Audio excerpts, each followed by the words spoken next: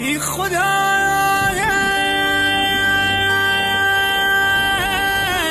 ای قوم امروز که قوم و ظالمینن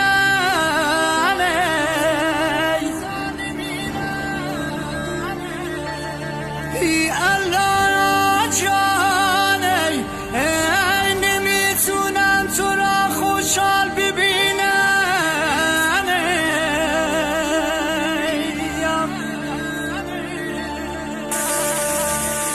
ای خدا